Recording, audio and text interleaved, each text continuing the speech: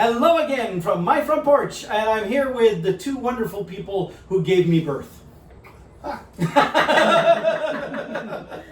gave you birth. Blame it on us.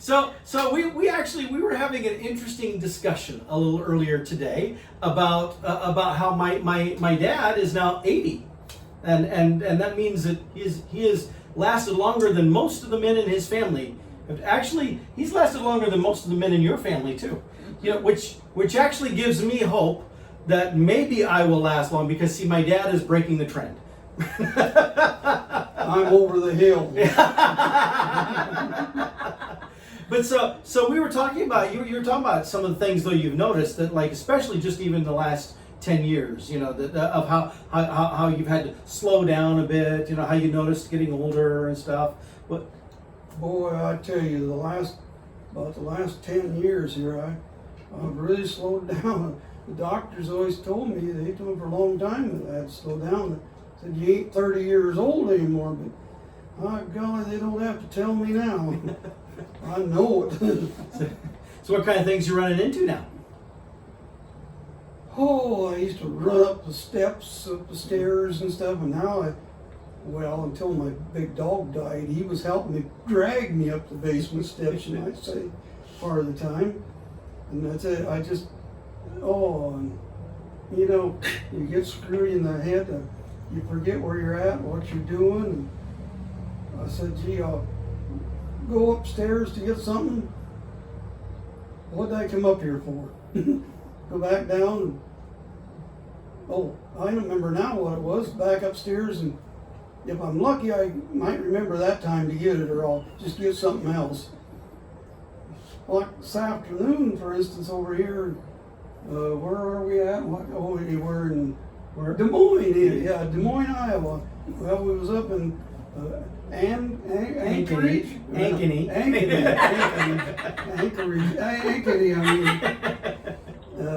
Anyway, we was coming down the street here, and I forgot I got some stuff in his trunk of his car, and he says, we better, don't forget to take it and put it in your car.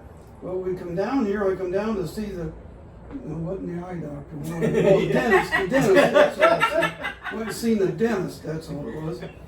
I got these faults he's supposed to have, you know, and anyway, we went and did a little shopping there and got the stuff. So our car is parked still over there at the dentist's office. Yeah. No, it's Ivy and Perry. Oh, even different town. Who drove it up there? Yeah, who did drive? Did you drive? Uh-oh. Gee, I suppose I can find it back to where we live. Where's we live? Well, I tell you, it's rough. Like I said, before my dog died, he led me around every place. He took care of me, and then the old boy got that. I think he got that there. COVID-19. Series 19. COVID-19. COVID-19. Ovary 19. COVID. COVID. Anyway, it's got a 19 in it. I think COVID-19. COVID-19. COVID. I did take him to the bed. He died anyway. But I think he caught that and he died.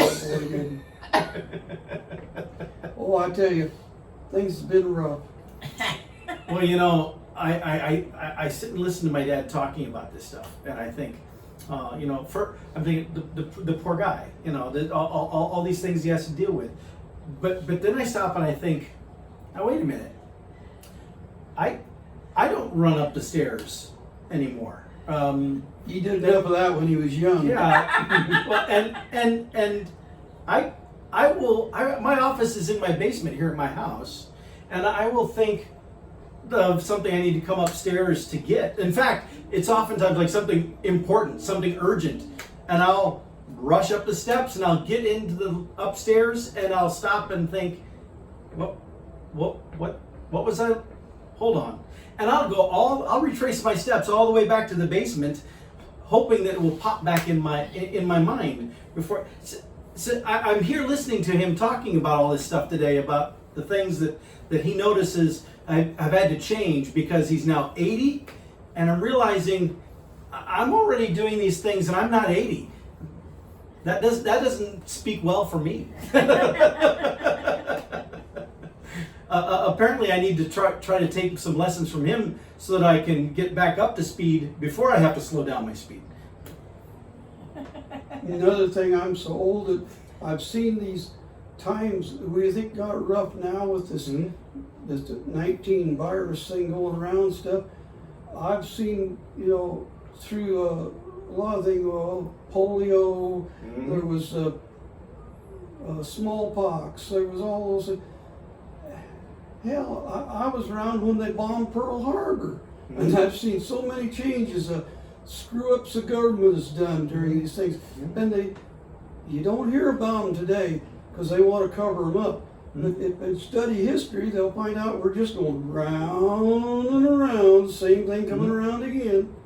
And I said, boys, it just gets tiresome, by God, just seeing this stuff. Like I say, style of clothes come back into style. Well, hell, that's why I'm wearing his old shirts. I think I had it when I was in high school. Well, it is interesting too that when I was in high school in the 80s, the thin, narrow knit ties were a thing, and there was one event I went to that I wore this narrow black knit tie. It was a clip-on, and people asked me, "Oh, that's this cool tie. Where'd you get it?" It was actually his from years before that. And you like ties. Yeah, well, yeah, I don't wear them as much now because nobody does now, Nope. But, Yeah, most of the people don't even wear shirts.